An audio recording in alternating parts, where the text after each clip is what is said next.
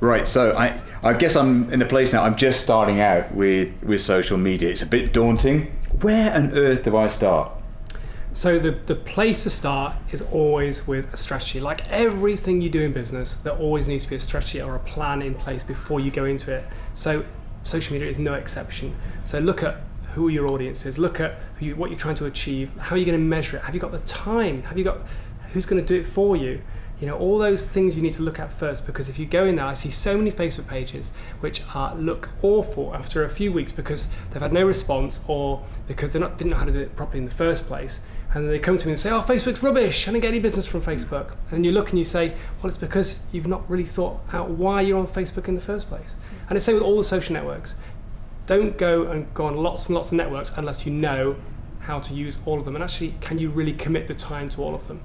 I'd say get some training would be my thing, because I think those of us that already use social media will think we understand it, but there's so much more to it. It's so much more powerful. So get some training, but then I also think it does help if you're interested in it. And I wonder sometimes whether with bigger businesses, they'd be better sort of saying, well, I'm not particularly interested in this, but maybe there's someone in my organisation that really would be, and that would have the passion for doing it, because it's something you've got to really put quite a lot of energy into. I do find though that a lot of business owners, when they get shown the potential, suddenly they get really excited. So many times I have people in workshops and they'll go, I'm a Luddite, I'm here because I feel like I have to be, and then within 10 minutes they're going, wow, I get it, and they're the leaders, because they're the ones who've got it.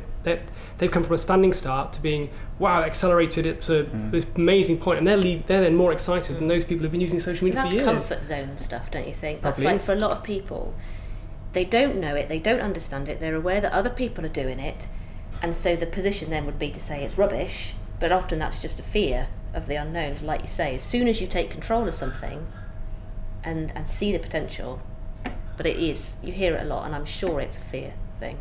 How did you get started?